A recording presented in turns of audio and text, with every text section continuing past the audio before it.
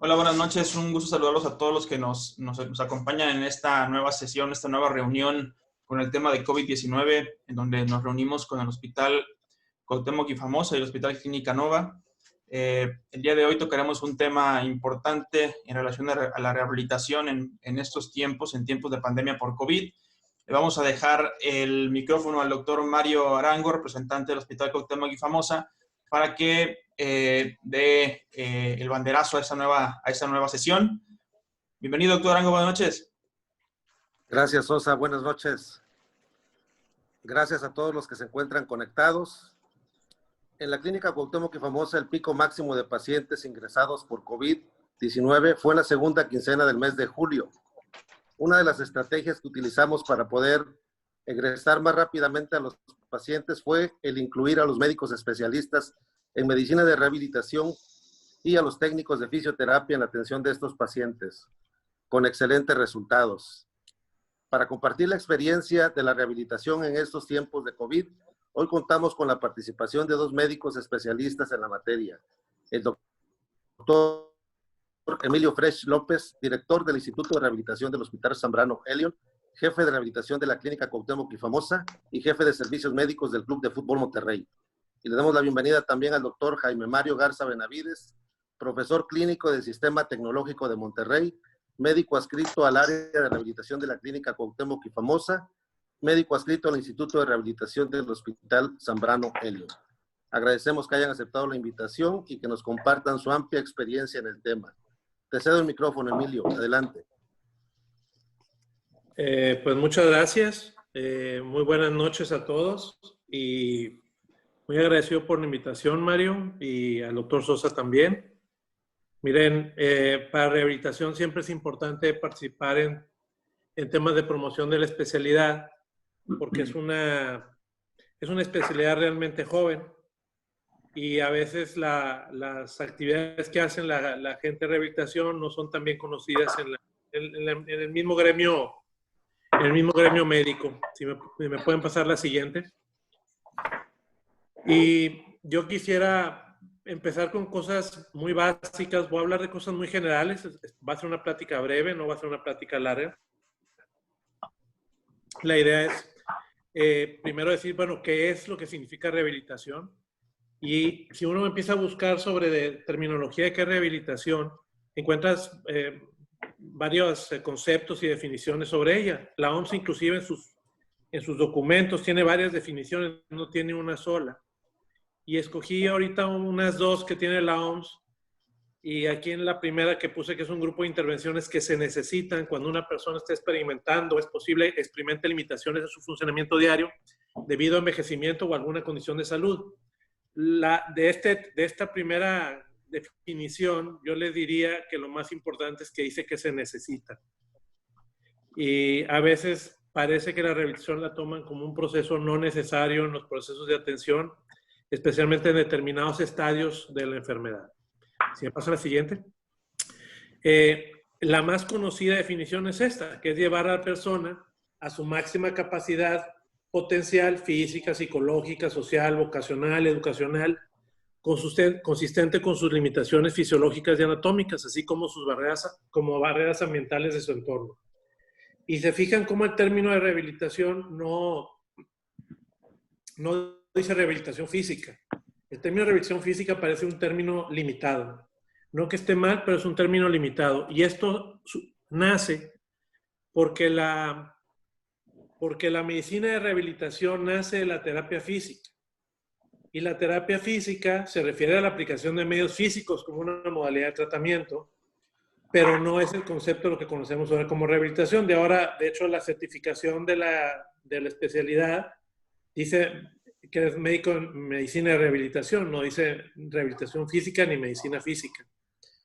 Y esto tiene que ver también con lo que les decía, que hay un poco promoción de la especialidad, porque es una especialidad, como les dije, muy joven. Los primeros residentes en Estados Unidos, yo creo que emergieron como en 1953 de la Universidad de Northwestern. Y en México, los primeros, si me pasa la siguiente, los primeros egresados, yo creo que llegaron a finales de los 60 con entrenamiento formal. A principios de los 60 Había médicos que iban a algunos cursos de 6 meses o un año y regresaban y ponían, fueron los primeros jefes de servicio de las áreas de revisión, pero no eran entrenamientos formales. Y viendo más definiciones, por ejemplo, esta es una definición que me parece más integral, que es la que tiene los institutos de salud en Inglaterra, que habla sobre que el sistema moderno de salud necesita hacer más cosas que solo contener la mortalidad. Necesita equipar a los pacientes para vivir su vida, completar su máximo potencial y optimizar su contribución a la vida familiar, su comunidad y a la sociedad en general. Y esto estimula la parte de cómo el proceso de rehabilitación es un proceso más integral de la atención de los pacientes. No nada más el médico de rehabilitación está encargado del proceso de rehabilitación del paciente, sino todo el grupo médico que está alrededor, desde enfermería, desde el mismo terapista físico, ocupacional, el de lenguaje, el médico intensivista, el cardiólogo, todos están participando en la rehabilitación del paciente y se buscan procesos más integrales para llevar a los pacientes a un mejor destino. La siguiente, por favor. Y que se enfoca la revisión más bien al impacto de las condiciones de salud en las dificultades del desarrollo o disabilidad de las personas que las personas tienen en su vida más que en el diagnóstico. O sea, cuando yo veo a un paciente, claro que sé que es un paciente que tiene una lesión medular o un paciente que está internado por COVID, pero lo que estamos viendo es qué está pasando con este paciente porque tiene COVID o porque tuvo un proceso séptico o porque tuvo un stroke o porque tuvo un infarto o porque tuvo una amputación, etcétera. ¿Cuáles son las condiciones que le limitan en su función? Y trabajamos más bien en procesos más bien de tipo funcional que con el diagnóstico de fondo. Hay que tomarlo en cuenta, pero en realidad lo que nosotros nos basamos en las condiciones funcionales de los pacientes y que por eso es más bien una filosofía de cuidados que buscan asegurar que las personas sean incluidas en su comunidad, empleo y educación. Adelante. Las metas, pues, dice que es optimizar la calidad de la vida autoevaluada. ¿A qué se refiere esto? Que la calidad de vida también la va a definir cada persona y que cuando vamos a impactar a las personas tenemos que buscar el beneficio también que él considere que es lo adecuado para él, para mejorar su nivel de independencia. Y esto también tiene que ver en los pacientes que estamos viendo ahora con COVID. Y dentro de es un artículo reciente de este año donde decía que hablaba también sobre alguna cosa de terminología de rehabilitación. Dice que dónde se puede llevar a cabo la rehabilitación y que cuándo. Y la respuesta es que en cualquier momento de la enfermedad el paciente se puede beneficiar de procesos de rehabilitación, desde terapia intensiva hasta en los procesos ya extrahospitalarios, ¿verdad? Desde procesos también preventivos hasta procesos ya curativos y de prevención secundaria. Y que se puede administrar prácticamente en cualquier lugar. Estamos viendo que hay una cosa que se llama rehabilitación basada en la comunidad. Ahorita vamos a ver una cosa breve más adelante, que se refiere a que en lugares donde no tienen acceso a rehabilitación, lo que se hace es que se capacita. Hay varias maneras de hacerlo, por telemedicina, porque se lleva a las personas del lugar a un centro a entrenarlos por un breve tiempo y luego ellos van, impactan a su comunidad. Y esto también los pacientes de COVID parecería importante porque es un gran volumen de pacientes. Es posible que por lo menos en México no tengamos la capacidad para poder atender tantos pacientes en unidades de rehabilitación, tanto por la capacidad instalada como por la dificultad para poder trasladar a los pacientes a los centros de rehabilitación. Si me pasa la siguiente. Este enfoque, como le digo, que es un enfoque más integral, un aspecto que vemos que normalmente nos pasa cuando tenemos pacientes en rehabilitación, y ahorita que Jaime platique lo que pasa en terapia intensiva, los determinantes del éxito de la rehabilitación son la comunicación, la coordinación, la contribución, siendo iguales, el apoyo mutuo, el compromiso de los miembros y el espíritu de equipo. ¿Por qué ponemos esto? Porque es extremadamente difícil cuando estamos en un área de multiatención, la coordinación y la comunicación. Entonces, cuando tengan pacientes que, por ejemplo, están en terapia intensiva, sí se requiere que la gente de rehabilitación pueda integrarse de manera muy cordial, muy suavecito con la misma gente de terapia intensiva, porque no están acostumbrados en muchas unidades a convivir con gente de rehabilitación. Entonces llega el agente de rehabilitación y puede inclusive interrumpir los procesos comunes del área y no es lo que se busca. Entonces una coordinación adecuada con la gente que está en terapia intensiva, la parte de la comunicación sobre lo que se está implementando a los demás miembros del equipo y la solicitación de servicios adicionales, muy importante. Esta parte que dice la contribución siendo iguales, por ejemplo, si nos pasa, Jaime también ahorita va a pasar algo de cuándo pedir una interconsulta o cuándo suspender la rehabilitación. A veces nos toca que llegan médicos de otras especialidades y empiezan a dar indicaciones específicamente al área de rehabilitación que a veces en realidad no están de acuerdo a las condiciones generales del paciente y lo consideran como que si fuera un servicio bastante secundario en la atención del paciente. Y me parece que requeriríamos que se hubiera una mejor comunicación y coordinación también con el médico de rehabilitación para poder darles el mejor servicio posible. Por otro lado, también, sin duda alguna, a veces los médicos de rehabilitación y el personal de rehabilitación puede cometer errores en la atención de los pacientes desde el punto de vista de poder interferir en los otros aspectos en los que se esté tratando el paciente. Entonces, es muy importante esta parte de comunicación, de apoyarse mutuamente y obviamente generar un compromiso de los miembros hacia las metas. Esta parte de espíritu de equipo parece relevante. ¿Hay que seguir? Cuando vemos sobre cuáles son los componentes generales de rehabilitación de manera así muy, muy general, les diría que son 4 cosas. El ejercicio, que es la parte que ahorita vamos a platicar algunas cosas. La educación y dar información, que están una ligada con la otra, y el apoyo psicosocial. Entonces, por ejemplo, si hablamos que qué es el ejercicio, que me pasa la siguiente, pues es las actividades musculares o actividades físicas que están asociadas a un incremento del consumo de energía y trabajo cardiorrespiratorio. Y hay muchos tipos de ejercicio. Entonces, cuando prescribimos ejercicio, es importante pensar que lo vamos a prescribir como se prescribe un antibiótico, como se prescribe un analgésico, es decir, le tienes que dar una frecuencia, una intensidad, y eso significa que le estás dando la dosis y la frecuencia adecuada, igual que se lo hace un antibiótico, y el tiempo que se lo vas a poner y cuándo lo vas a actualizar. Entonces, cuando prescribes ejercicio, parecería que la prescripción se debe volver bastante específica. No nada más que le pongas fortalecimiento de los brazos o arcos de movilidad en el paciente que está en terapia intensiva, que ahorita es el tema que probablemente Jaime va a ver más, sino que el terapista tiene que saber cuando le estás poniendo tal indicación, cuál es el número de repeticiones que se están necesitando, cuál es el objetivo de las repeticiones que está haciendo, para qué están, y el paciente lo debe conocer. Entonces, la gran ventaja del ejercicio es que genera también un proceso de mejorar la percepción de bienestar del paciente. El paciente siente que estás haciendo algo por lo que va a mejorar. Cuando llegas a pacientes muy críticos que ya están conscientes y que le dices que vas a hacer ejercicio, normalmente ellos ven como una imagen de que, oye, ya me están diciendo que ya voy a mejorar porque ya me están poniendo a hacer ejercicio. Y eso también ayuda a que el paciente esté más animado en su proceso de recuperación. ¿La que sí?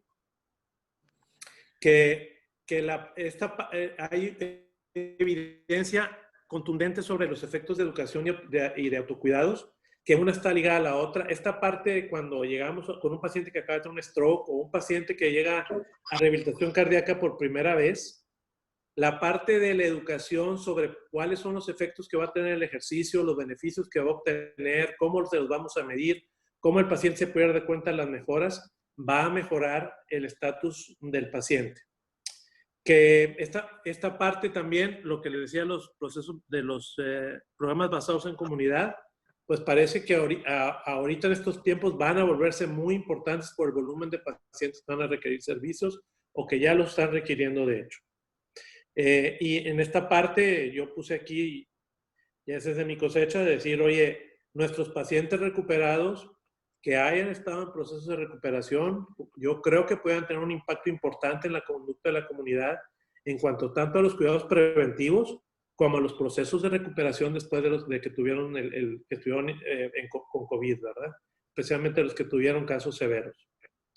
Que no hay estudios todavía que demuestren el impacto de la disminución de los servicios de rehabilitación. ¿Qué ha pasado en todo el mundo? Bueno, que se han ido acabando cerrando centros de rehabilitación porque al principio se daba mucho miedo a que fueran centros donde los pacientes se fueran a infectar más, porque tenían miedo que resultara peor el remedio que la enfermedad. Y lo que ha pasado, especialmente en España, les pasó que empezaron a tener impacto en el estado de salud de los pacientes y que lo que pasaba es que pacientes que no tenían que haber estado internados porque ya estaban en proceso de rehabilitación se empezaban a complicar y empezaban a colapsar más los centros de atención primaria porque se complicaban. Y que claro que hay riesgo para el personal y que claro que hay riesgo para los pacientes, pero que también efectivamente tenemos medidas para disminuir estos riesgos y esto es lo que hay que pensar en los centros de rehabilitación. La que sigue. También hay que pensar el otro grupo de pacientes, que es el grupo de pacientes que no son COVID. Es decir, ¿qué pasa con la rehabilitación en los pacientes no COVID?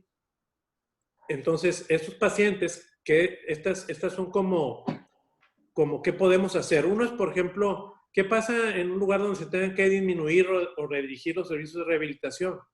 Pues uno, por ejemplo, puede dar de alta al paciente con un programa completo de casa y con conocimiento, que es lo que vamos ahorita de educación, de los potenciales complicaciones e indicaciones para su seguimiento. Puede continuar la revisión a través de telemedicina. Cada vez hay un mayor volumen de información sobre la efectividad de la telerehabilitación. Se puede cesar el programa con un método sistemático de seguimiento y la otra es reconocer prioridades para ir reiniciando lo más pronto posible en programas más esenciales cuando las condiciones lo permitan. Priorizar atenciones, es decir, los pacientes que acaban de tener un stroke, los pacientes que se acaban de fracturar, los pacientes que acaban de tener una quemadura, pues parecería prácticamente imposible no darles atenciones ya de rehabilitación por las condiciones. Hay situaciones en las que entendemos que se va a redirigir inclusive personal o las áreas de rehabilitación se han ocupado para atender a pacientes más agudos y bueno, tendremos que tener estas otras estrategias que mencioné antes. La que sigue. Es lo que les decía, que el no acceso a la rehabilitación puede comprometer los estados de salud y extender las estancias hospitalarias y producir admisiones a hospital que pueden ser prevenidas. Y eso pues obviamente va a poner más estrés al sistema hospitalario. ¿La que sigue? Entonces, bueno, ¿qué estrategias tenemos? Lo primero es obviamente tener un personal suficiente para atender a las personas. Los equipos de protección. No podemos meter al personal a áreas COVID o estar gente que todavía está contagiando sin equipo de protección especial. Capacitar al personal en el uso de equipo de protección especial, tanto en Cuauhtémoc como en el Zambrano. Se hizo un proceso importante de capacitación de personal para que puedan utilizar su equipo de protección especial y también para la parte afectiva de que estuvieran tranquilos, que iba a estar todo bien, si seguían las indicaciones precisas de cómo utilizarlo.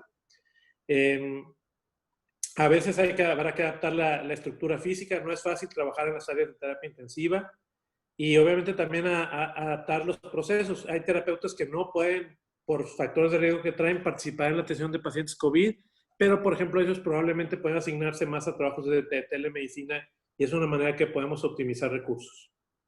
Adelante.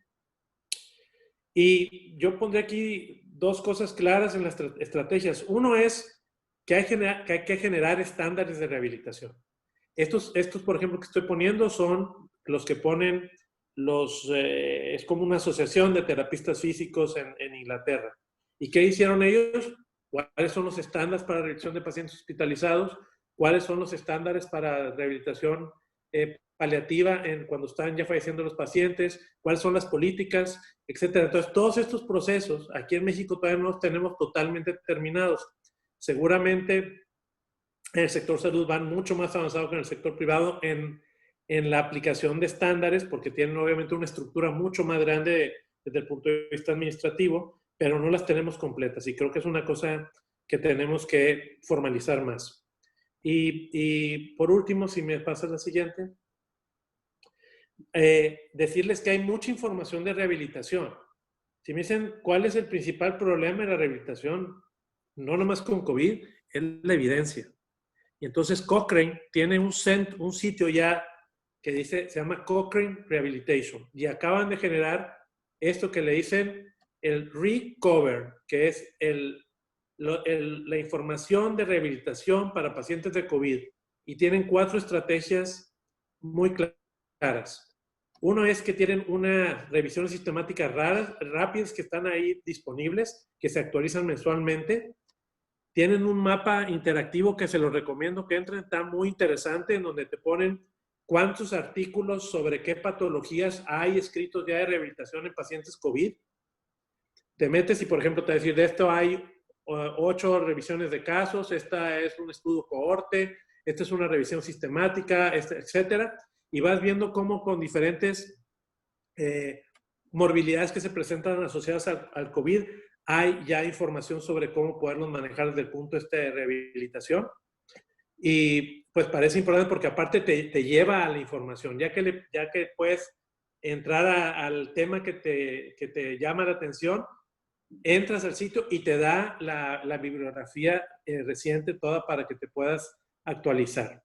Y estas 4 estrategias que vemos aquí, que es la definición de los tópicos de rehabilitación y una librería que están formando, pues es una cosa súper importante, parece una cosa realmente del futuro, me pareció. Es una manera en vivo de estarse actualizando. Mañana puedes encontrar 2 artículos más, pasado mañana otros 2.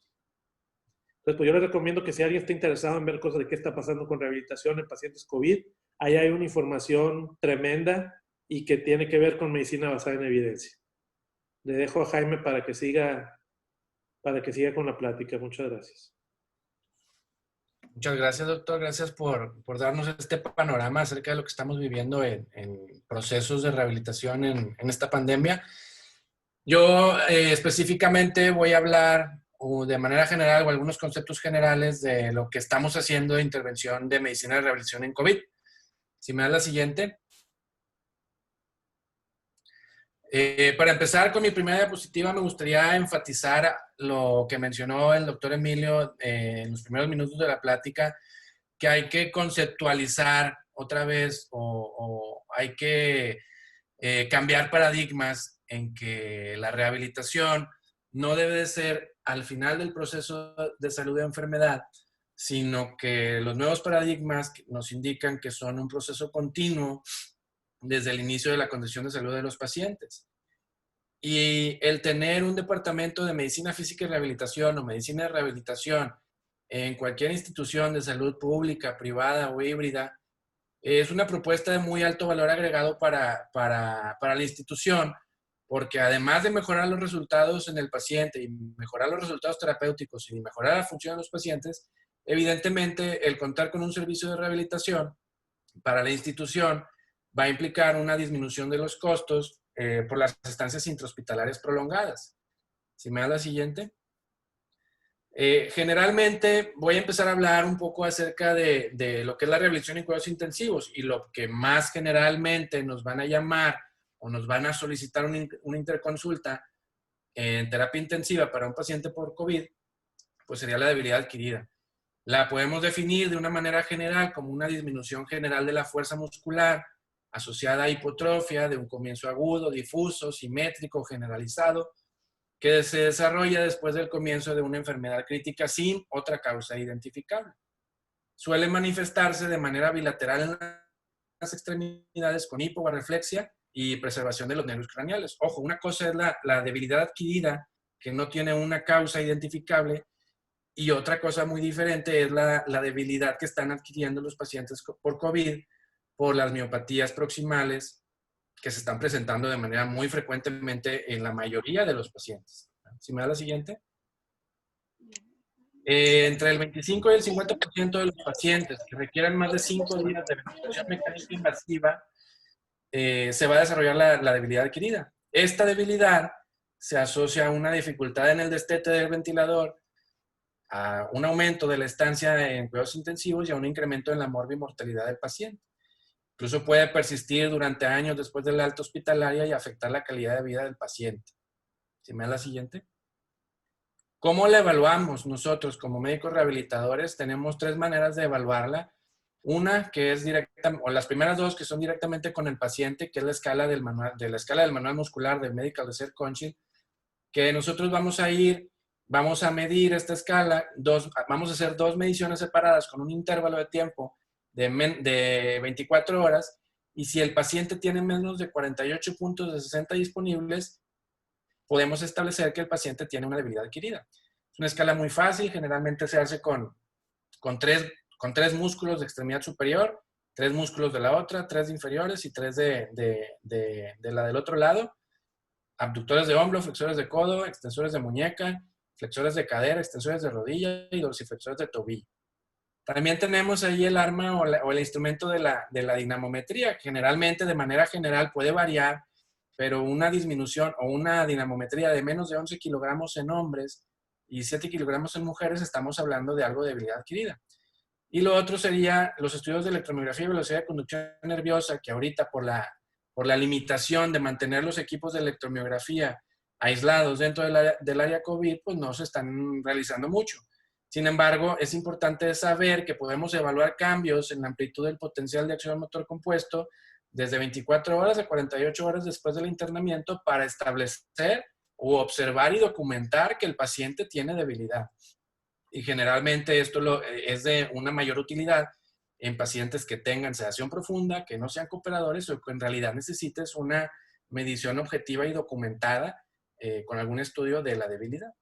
Si me da la siguiente. Sin embargo, no son los únicos instrumentos que nosotros vamos a evaluar como médicos especialistas en rehabilitación. Tenemos muchos instrumentos que ustedes también realizan en la unidad de cuidados intensivos. No voy a mencionar cada uno de ellos, pero es importante que conozcan que tenemos instrumentos para valorar independencia, niveles funcionales en la unidad de cuidados intensivos, limitaciones de movimiento, de esfuerzo, de conciencia, de colaboración, de fuerza muscular, de tono muscular, de dolor y de ansiedad en el paciente. ¿Sí me da la siguiente? Entonces, rehabilitación en unidad de cuidados intensivos. Obviamente, evidentemente hay mucha información en la literatura acerca de protocolos, algoritmos, diagramas de flujo que podemos nosotros tomar en cuenta para tomar decisiones terapéuticas con nuestros pacientes. Los que están en amarillo, en específico el artículo de Critical Care de 2014, es un artículo muy bueno. De hecho, es en el que la mayor cantidad de rehabilitadores se basan, que nos habla de banderas verdes, banderas amarillas y banderas rojas para la seguridad del paciente. Sin embargo, es un consenso que se pusieron de acuerdo únicamente los expertos para hacer las banderas cuando el paciente realizase algún tipo de ejercicio activo asistido, sin embargo, no ejercicios pasivos. Y lo que se ha visto en rehabilitación en los pacientes con COVID es que incluso con la movilización pasiva o con los cambios de posición que podemos llegar a presentar o a realizar con los pacientes, pueden presentar efectos adversos de desaturación, hipotensión, hipertensión. Afortunadamente ya tenemos consensos de diferentes países que son recomendaciones, consensos, posiciones, incluso recomendaciones aquí de México del Instituto Nacional de Respiratorias que nos dicen qué es lo que debemos de hacer y qué es lo que no debemos de hacer en pacientes con COVID. Entonces, ¿me da la siguiente? De ahora en adelante vamos a ver esta palabra, criterios de seguridad. ¿Cuándo vamos a entrar nosotros como especialidad a formar parte del manejo? Vamos a tener que tomar estos criterios de seguridad para tomar decisiones terapéuticas, tanto en la unidad de cuidados intensivos, en la unidad de cuidados intermedios o en la planta de hospitalización. Dame la siguiente. Y lo primero que tenemos que hacer, evidentemente, pues es seleccionar adecuadamente al paciente que va a ser sometido a un proceso de rehabilitación o de movilización precoz. Es lo primero, tenemos que seleccionar adecuadamente al paciente. ¿Me da la siguiente? Y para esto vamos a tener criterios de seguridad. Esto es como un resumen, básicamente, de la mayoría de los consensos y nos dicen que tenemos criterios de seguridad respiratorios, cardiovasculares, neurológicos, de temperatura, de laboratorios y de ausencia de algunas cosas. Entonces, por ejemplo, si tenemos un paciente que tiene una fracción inspirada de oxígeno de menor al 60%, es una bandera verde. Si tenemos o estamos utilizando presiones positivas al final de la expiración entre 10 y 12, que 10 recomiendan los españoles y 12 recomiendan los chinos, tenemos un criterio de seguridad. Si tenemos niveles de saturación iguales o mayores a 90%, cumple un criterio de seguridad. Si tenemos frecuencia respiratoria, los españoles nos dicen que menos de 30 y los chinos nos dicen que menos de 40, tenemos un criterio de seguridad. Las presiones arteriales sistólicas mayores o iguales a 90 o menores o iguales a 180. Presión arterial media más de 65 y menos de 110. Frecuencias cardíacas más de 40, menos de 120 por minuto. Una escala de RAS entre -5 a un +2. Un delirium negativo o un delirium cama-ICU negativo. La temperatura corporal por debajo o igual a 38 grados centígrados. Y los de laboratorios incluso no vienen en ningún consenso ni recomendación, sin embargo los mencionan perdón, en las recomendaciones generales del Instituto Nacional de Enfermedades Respiratorias, que tiene que tener una hemoglobina cuando menos por arriba de 7 miligramos por decilitro o de plaquetas mayor a 20,000 mililitros por milímetro cúbico. Y la ausencia tenemos que tener la ausencia de arritmias de reciente aparición, evidencia de isquemia cardíaca aguda, estados de shock con niveles de ácido láctico mayores a 4 minimoles por litro, fallas hepáticas o renales severas y las fracturas inestables. Si me da la siguiente. Hay otras recomendaciones que algunos te dicen que sí, algunos te dicen que no.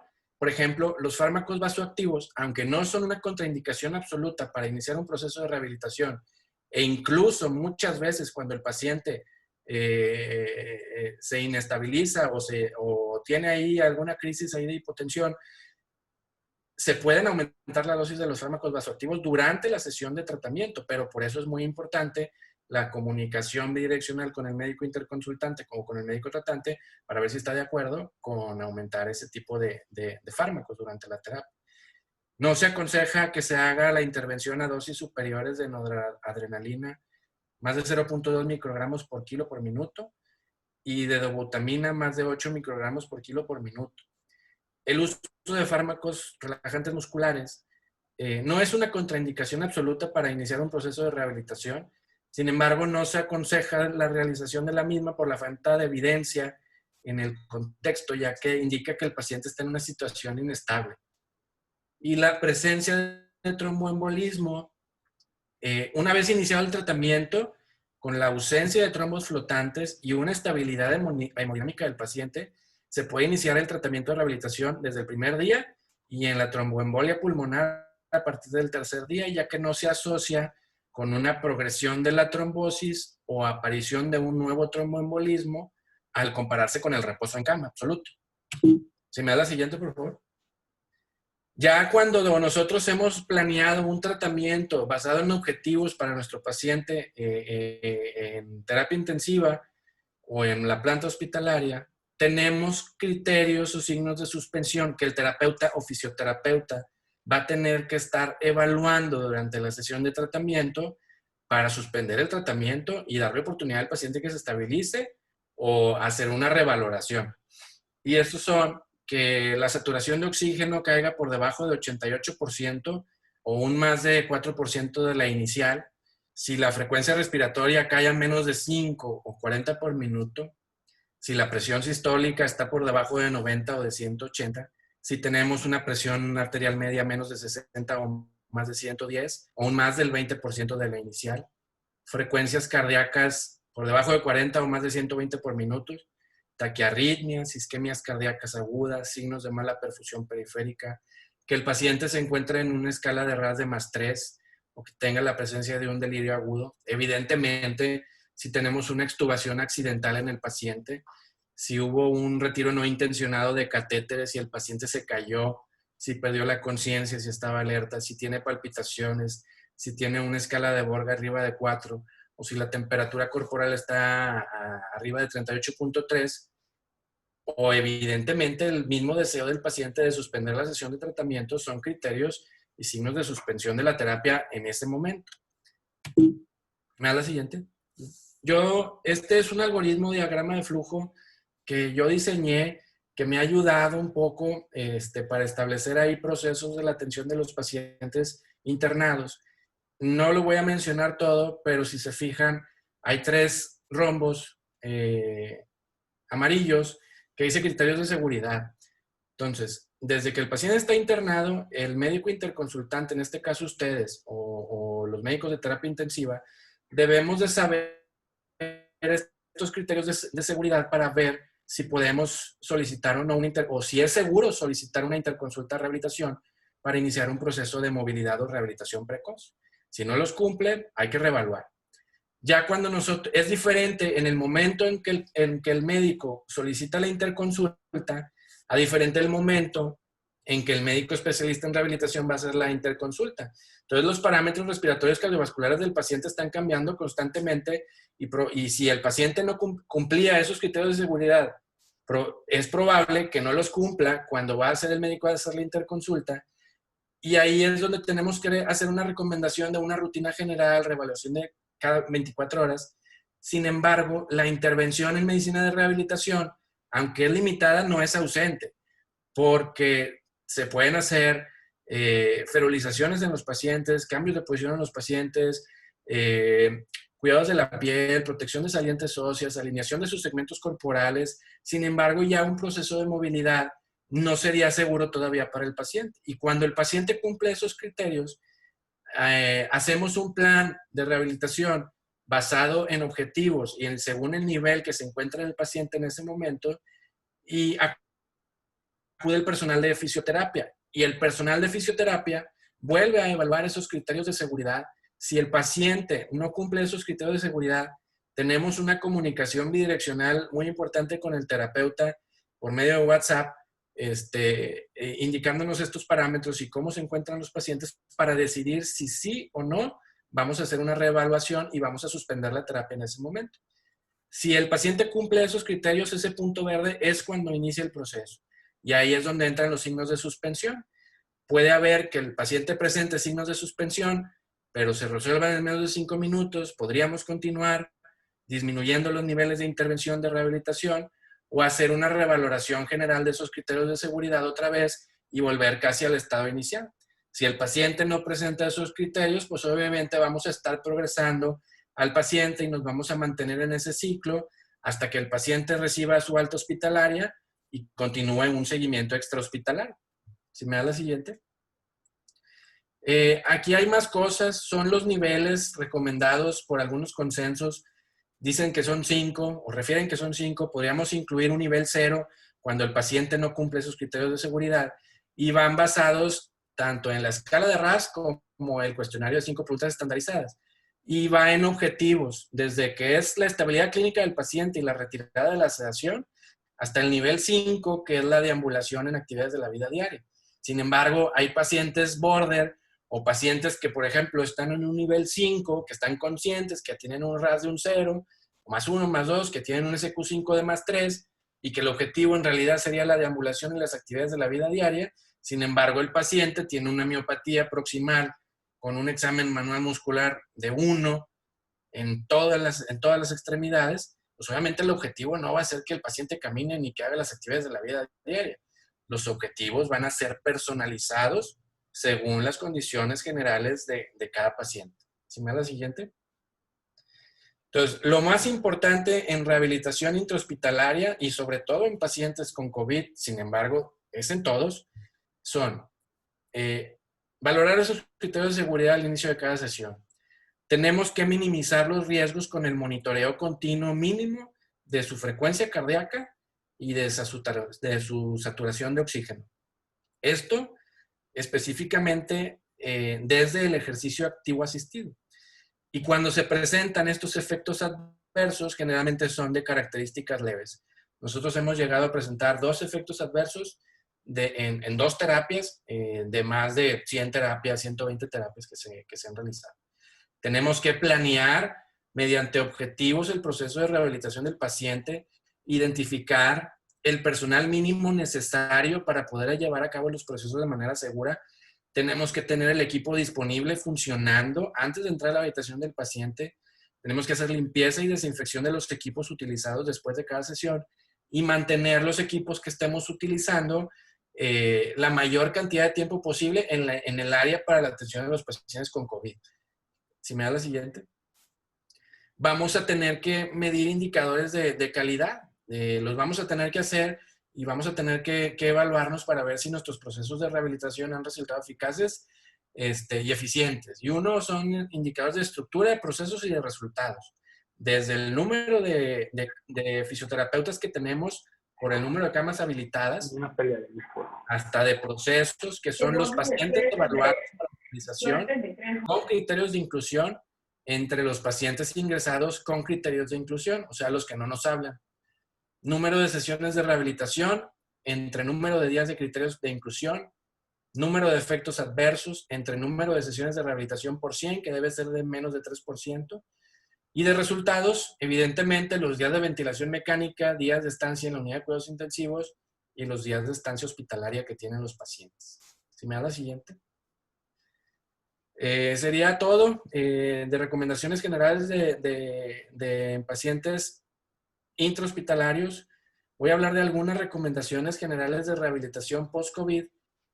Hay muchos artículos, ya han salido. De hecho, hay más artículos ya de rehabilitación post-COVID que de rehabilitación intrahospitalaria por COVID.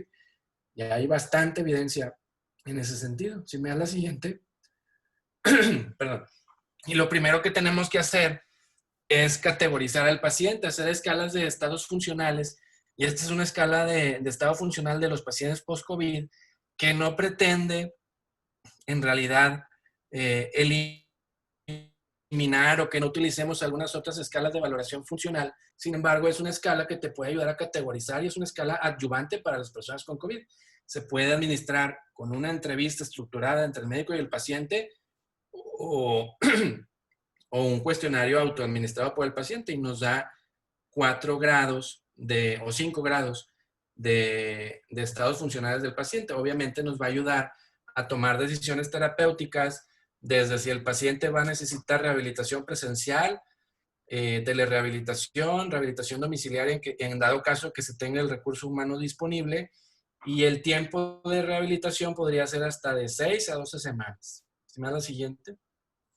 Dentro de las recomendaciones generales es que el equipo de rehabilitación debe de seguir con las medidas preventivas, que los planes de tratamiento son individualizados por objetivos según las condiciones generales y funcionales de cada paciente, que tiene que estar dirigida a los síntomas respiratorios, a la función física y a la calidad de vida, que tenemos que hacer nosotros como rehabilitadores evaluaciones funcionales y de ejercicio durante el proceso que va a estar el paciente con nosotros, que tenemos que proporcionarle al paciente educación y estrategias, folletos, videos, incentivar al paciente a que se reintegre a sus actividades previamente realizadas o sociales y tomar la decisión si el paciente va a tomar rehabilitación domiciliaria en dado caso que se tenga el recurso humano, rehabilitación ambulatoria o telerehabilitación, ya sea sincrónica o asincrónica, según como sea la recomendación general. Si me da la siguiente. Los objetivos a corto plazo serían mejorar la fatiga, la disnea, la ansiedad, la tolerancia al ejercicio, y a mediano plazo preservar la función de la persona al máximo, mejorar su calidad de vida y facilitar su inclusión. Si me da la siguiente. La unidad de rehabilitación, hay algunas recomendaciones que te dicen que para el tratamiento de los pacientes post-COVID, sugeridamente los deberíamos de tratar en áreas separadas, que tendríamos que hacer descontaminaciones del equipo compartido, ya sea para la ejecución del tratamiento o para la monitorización del tratamiento, que tenemos que planificar las actividades, que el personal debe de usar protector facial o mascarilla y el paciente debe utilizar protección facial, que tenemos que establecer protocolos de riesgo de caídas en estos pacientes por las alteraciones funcionales o disminución de la fuerza muscular y el riesgo de caídas que pueden llegar a presentar. Y ahí me faltó también poner que debemos de tener protocolos de emergencia para estos pacientes. Debemos saber qué hacer en dado caso que se presente alguna emergencia. Si me da la siguiente. Durante el proceso al inicio en todo paciente debemos de buscar síntomas y signos anómalos. Si son terapias o sesiones subsecuentes debemos de preguntar cómo se sintió después de la terapia, cómo se sintió ya en la casa después de la terapia, si hubo disneas, si hubo palpitaciones, si hubo alguna cosa anormal que el paciente pueda llegar a informarnos. Tenemos que hacer evaluación de sus signos vitales al inicio y en pacientes que tengan diabetes en lo posible evaluar la glucosa capilar al inicio y al término de tratamiento. Recomiendan de manera general realizar la sesión de rehabilitación en pacientes diabéticos entre 100 y 250 miligramos de glucosa sanguínea capilar. Las recomendaciones actuales de ejercicio, ya hay muchas recomendaciones, si me da la siguiente. Este es un consenso de Inglaterra que acaba de salir hace poco, en agosto. Y si el paciente tuvo síntomas leves relacionados o no a COVID-19, considerar limitar la actividad física solo a ligera menor o igual a 3 METs, limitar los periodos de sedentarismo, incrementar periodos de reposo si los síntomas se incrementan y evitar ejercicio de alta intensidad y prolongado.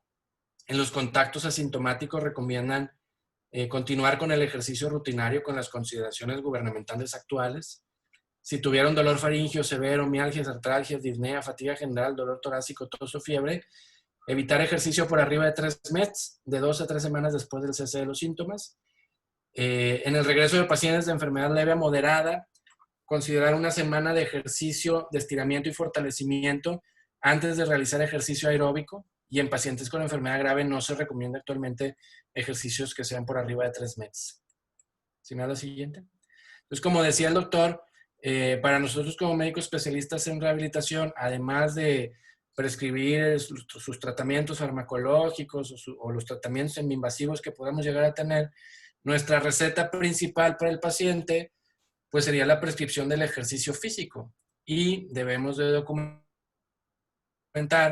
qué tipo de ejercicio va a hacer el paciente, cuántas veces lo va a hacer, cuántas series va a hacer, cuánto va a descansar entre cada serie, cuántas veces a la semana lo va a hacer, durante cuánto tiempo lo va a hacer, cómo va a ir el incremento de la fuerza o la resistencia que le vamos a poner al paciente, cómo vamos a trabajar esos músculos, si vamos a trabajar músculos más grandes, más pequeños, y si vamos a tener alternancia entre miembros superiores y miembros inferiores. Esas son algunas recomendaciones generales que dan los consensos en los pacientes post-COVID. Sin embargo, en los pacientes geriátricos recomiendan que podríamos llegar a iniciar con el 30% ahí de una repetición máxima o trabajar a los pacientes con ejercicios funcionales que imiten las actividades de la vida diaria para fortalecer al paciente. ¿Sí me da la siguiente? Tenemos otras cosas que podemos hacer, entrenamientos de balance mediante plataformas inestables. Tenemos que entrenar al paciente a retomar o hacer intervenciones específicas sobre sus actividades de la vida diaria, como comer, bañarse, ir al baño, transferirse, vestirse, desplazarse. Tenemos que hacer un entrenamiento respiratorio del sistema respiratorio con manejos posturales, ajustes de su ritmo de respiración, ejercicio de expansión torácica, movilización de los músculos respiratorios. ¿Sí me da la siguiente? Y para terminar, el ejercicio aeróbico, esto que dice que son 3 METs, hay que hacer o empezar con ejercicios de baja intensidad, siempre planificado y progresivo, según y basado en los síntomas del paciente, sobre todo en pacientes que requirieron oxigenoterapia de cualquier tipo o un monitoreo de los signos vitales durante su internamiento.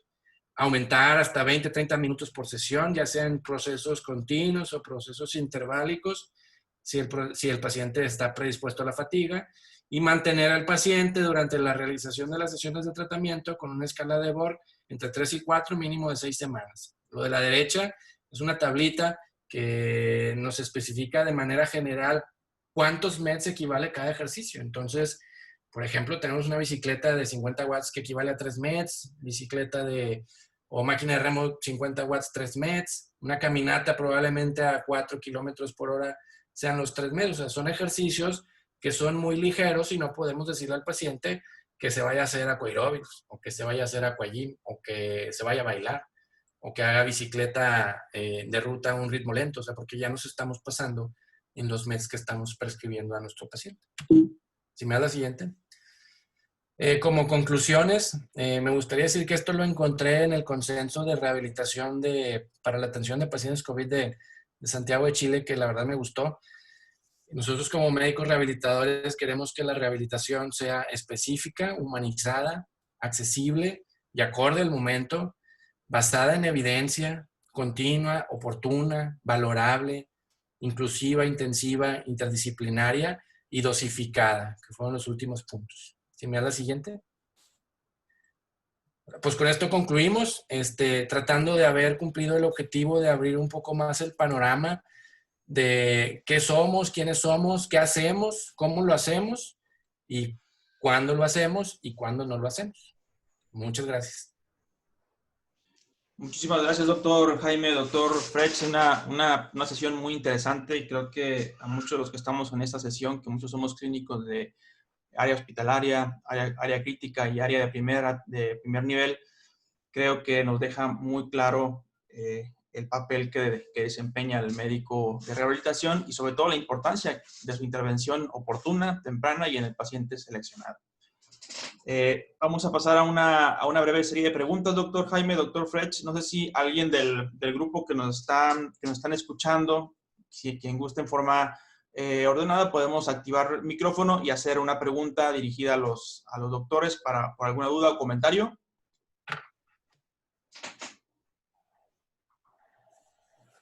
Quien guste también puede hacerlo por medio del chat y leemos la pregunta. Vamos a dar un tiempo aquí a las preguntas.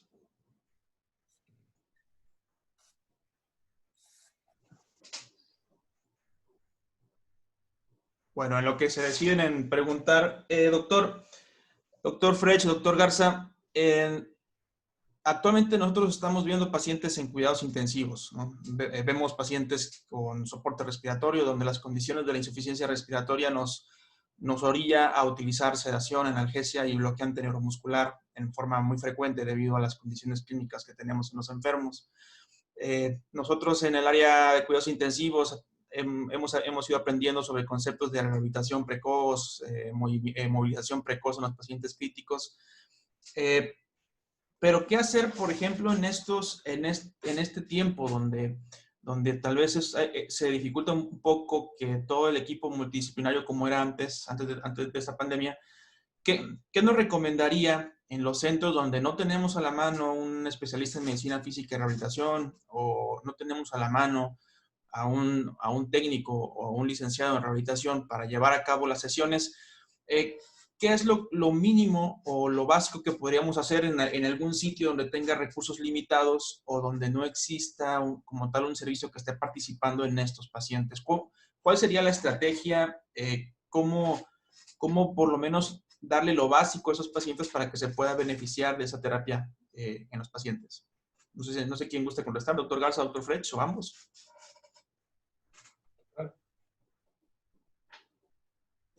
Jaime.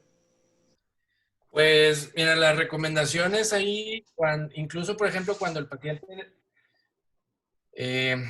no cumple las criterios de seguridad, lo importante sería tratar de que el paciente sea evaluado por un especialista en rehabilitación, tratar de conseguir la manera de que el paciente sea evaluado y diagnosticado por un especialista en rehabilitación, cuando menos. Si no tenemos la infraestructura o los indicadores de estructura, que es el número de fisioterapeutas por las camas habilitadas, si el paciente cumple esos criterios de seguridad, el médico de rehabilitación, a mi manera de ver y a mi manera de pensar, pudiese llegar a dejar una serie de indicaciones para el personal de enfermería, para que el personal de enfermería pudiese llegar a hacer ese tipo de intervenciones, como sería pues cambiar la posición de las extremidades, alinear la cabeza, alinear su cuello, la protección ahí de las salientes óseas, que son cosas que ya se hacen. Incluso hay algunos artículos o algunos algoritmos que dicen que el personal de enfermería pudiese llegar a hacer cuando menos entre 3 y 4 repeticiones de movilidad pasiva de arco de movimiento 2 veces al día, y cuando menos eso sería suficiente en los pacientes que están en cuidados intensivos de manera crítica, que necesitan movilización precoz para mantener su arco de movilidad, cuando no se tenga la estructura de un fisioterapeuta para que se pueda llevar a cabo ese proceso. Perfecto. Yo creo que la parte esta que dice Jaime, yo sí lo extrapolaría a lo que platicamos de la rehabilitación basada en la comunidad. O sea, yo puedo entender que va a haber hospitales que están atendiendo pacientes COVID que no va a ser posible que haya un médico de rehabilitación porque no hay suficientes médicos, para empezar. Probablemente ya estemos cerca de que haya suficientes terapeutas, pero no. Pero yo buscaría, si me dicen hacer un pensamiento un poco a lo mejor iluso, decir, oye, ¿cómo puedo hacer telemedicina dentro del hospital? Es decir, ¿cómo puedo llevar con un video a un médico de revisión que pueda ver a 3 o 4 hospitales, simplemente con llegar, ver las condiciones generales del paciente, ver qué criterios de seguridad cumple y ahí instruir a la enfermera para ver qué se puede hacer, por lo menos de manera muy básica.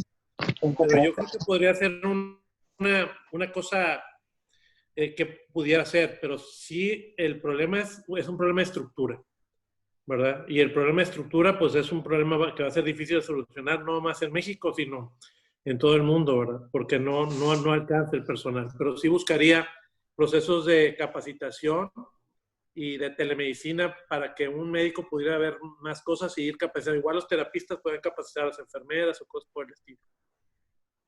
Perfecto, muchas gracias. Está levantando la mano Lorena Pérez. Si gusta puede hacer la pregunta, activar su micrófono y preguntar directamente al doctor Emilio y al doctor Jaime. Hola, buenas noches. Emilio, Jaime, felicidades. Excelente plática. Es algo que a veces no lo tenemos considerado como algo que con la importancia que realmente tiene. Mi duda va más allá con los pacientes, bueno, con los post-COVID, que ya están recuperados en casa, que lo explicaron perfecto, pero con los asintomáticos. Recientemente habían publicado, creo que en Science, este mes, sobre pacientes asintomáticos que estaban haciendo deporte y que tenían algunas complicaciones. Ustedes como especialistas, bueno, que aparte de ver rehabilitación, que ven también deportistas, ¿les ha tocado ese tipo de pacientes que han sido asintomáticos, que siguieron haciendo ejercicio y que presentaron algún problema cardíaco, que es lo que más está reportado, miocarditis, o no ha sido el caso en su experiencia? Gracias. Mira, te voy a platicar está muy buena la pregunta, te voy a platicar un caso que nos pasó con un jugador profesional. Antes de que se reiniciara la actividad del fútbol profesional en México, nosotros hacemos a todos los jugadores se les hace un ecocardiograma antes de cada temporada. Entonces hicimos como un nuevo examen pretemporada cuando se iba a reiniciar. Y nos habló el cardiólogo y nos dijo que un jugador estaba limítrofe en su ecocardiograma. Y la verdad es que no le presté yo, la verdad, mucha importancia porque todos tienen hipertrofia. Entonces me dijo, es que está en el límite. Y dije, bueno, mira, vamos a observarlo unos días más. El paciente estaba asintomático. A los 2 días, el paciente desarrolló anosmia y tuvo un malestar muy leve, no llegó a tener fiebre, pero tenía un poquito de dolor muscular. Obviamente tuvo una PCR positiva. Y a las 2 semanas de que estuvo asintomático, se le hizo un nuevo ecocardiograma y ya estaba normal. Entonces, sí, definitivamente los pacientes asintomáticos o presintomáticos pueden tener alteraciones cardíacas previas inclusive a los síntomas, que obviamente les generan un riesgo. Es difícil en los pacientes sintomáticos tener una manera de poderlos controlar, ¿verdad? Porque tenemos que decir a la gente que no hizo el ejercicio y pues sale peor. Pero sí hay un riesgo ahí inherente con procesos cardíacos, con procesos inflamatorios, especialmente miocarditis, en deportistas. Ya hay, así como enseñó Jaime sobre los criterios para hacer ejercicio, y hay también unos criterios de seguridad para avanzar en los deportistas de alto rendimiento. Están publicados en el British Medical Sports Medicine. Creo que salieron, si no me equivoco, en julio o en agosto. Y hay inclusive unos infográficos ahí muy fáciles de seguir para deportistas, especialmente de alto rendimiento, para que vayan cumpliendo con ciertos criterios, como decía Jaime, de seguridad, y vas avanzando cada vez que vayan cumpliendo los criterios en la carga de ejercicio. Sí, esa es una cuestión preocupante, ¿verdad? Porque sí podemos tener pacientes asintomáticos o presintomáticos con afectación cardíaca. Gracias, Doc. Vamos a ver, tenemos una pregunta más. La pregunta dice por medio del chat, entonces los pacientes post-COVID necesitan valoración por cardiología antes de derivarlos a medicina física y rehabilitación, incluso aunque hayan tenido un estado de asintomáticos.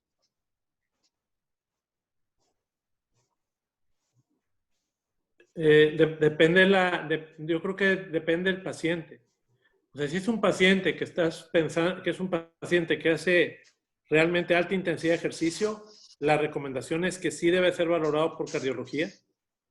Debe hacerse un ecocardiograma, debe hacerse obviamente un electrocardiograma de 12 derivaciones, y hay alguna gente que está recomendando inclusive resonancias magnéticas de corazón antes de volver a cargas altas de ejercicio. Yo creo que depende mucho el tipo de ejercicio al que vas a llevar a la persona. Sí deben de tener valoración cardiológica como cualquier paciente que va a hacer ejercicio arriba de 40 años, ¿verdad?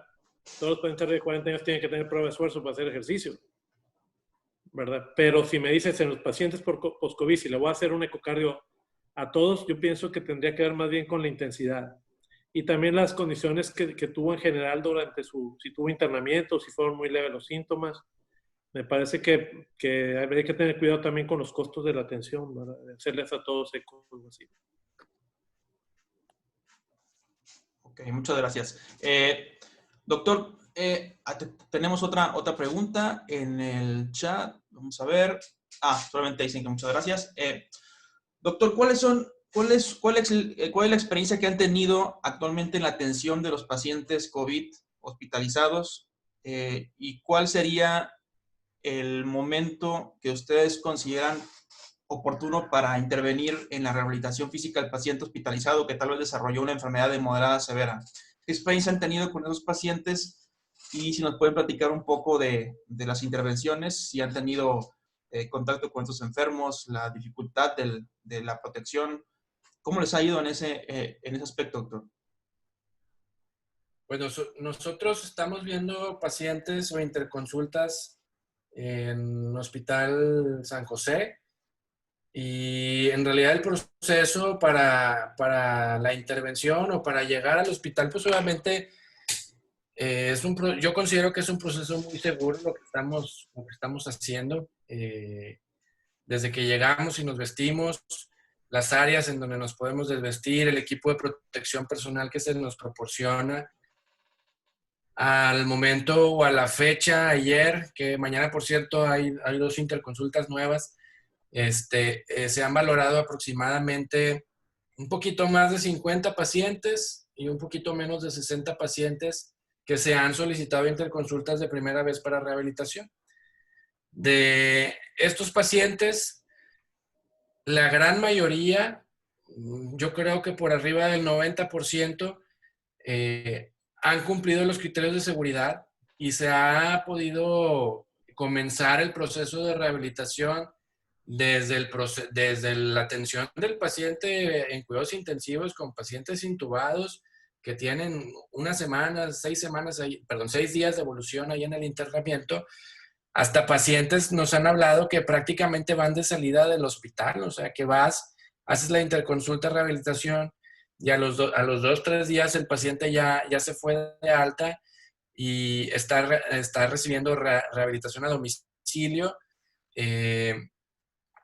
Dificultades o efectos adversos que hayamos tenido, me han reportado dos efectos adversos que fueron de saturaciones momentáneas de menos de 5 minutos de duración, y fue con un ejercicio de sedestación. Y en otra paciente fue un incremento de la disnea. Era una paciente que traía un dispositivo de alto flujo con una con una fracción inspirada de oxígeno del 60%. Se incrementó la sensación de la disnea y tuvimos que suspender el tratamiento de rehabilitación. Sin embargo, también nos ha tocado el caso que en pocas ocasiones, pero sí toca, que vemos al paciente y vemos al paciente completamente inestable, o sea, tanto respiratoriamente y cardiovascularmente. Los pacientes con fracciones arriba de 100%, con estados neurológicos muy agitados o con presiones arteriales medias muy bajas. Entonces ahí es donde tenemos que tomar la decisión de que, ¿sabes qué? Vamos a esperarnos un día más para valorar nuevamente el paciente en 24 horas y tomar la decisión terapéutica de si ya podemos iniciar el proceso de rehabilitación. Ya hay pacientes que les estábamos dando rehabilitación y de repente un día el fisioterapeuta nos reporta, ¿sabe qué, doctor? El paciente está un poquito inestable, nos manda sus signos vitales, nos manda sus presiones de todo el día, sus saturaciones de todo el día y le decimos, ¿sabes qué? Mejor vamos a dejar a descansar el paciente hoy. Y dentro, por ejemplo, ningún paciente se ha caído durante el proceso de rehabilitación, ningún paciente se ha extubado, ningún paciente se ha retirado de manera no intencionada los catéteres. Pocos pacientes han tenido la necesidad o tienen la necesidad de suspender por ese día el proceso de rehabilitación, llámese por cefalea, por náuseas, por vómitos o porque el paciente trae mucha diarrea. Sí ha tocado y pues es completamente comprensible y se regresa al siguiente día y se continúa ese proceso de rehabilitación. En cuanto a la seguridad personal, yo considero ahí que con el equipo de protección personal, con el lavado frecuente de manos entre las intervenciones y un retiro adecuado del equipo de protección, pues en realidad la institución en donde estamos trabajando o haciendo las interconsultas son instituciones bastante seguras.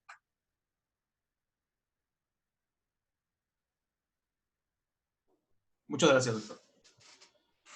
¿Alguna otra pregunta o comentario ya para cerrar la reunión?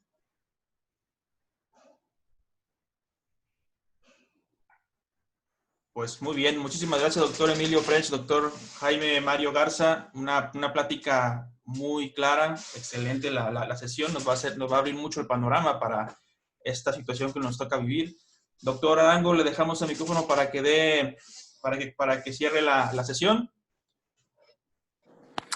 Sí, gracias, Sosa. Pues primero agradecer a Emilio y a Jaime por compartir sus conocimientos de una forma clara y sobre todo adaptada a la práctica clínica. Agradecerles su participación y básicamente muy buenas noches y gracias, Sosa, también por la coordinación. Al contrario, doctor. Pues bueno, los que no pudieron ver la sesión completa, recuerden que la pueden reproducir en YouTube y en Facebook, en la página Interconsulta, donde la pueden ver y compartir esta información. Muchísimas gracias y nos estamos viendo. Hasta luego, doctor Emilio. Muchas gracias, doctor Jaime. Muchísimas gracias. Saludos. Buenas noches. Muchas gracias, buenas noches. Hasta luego.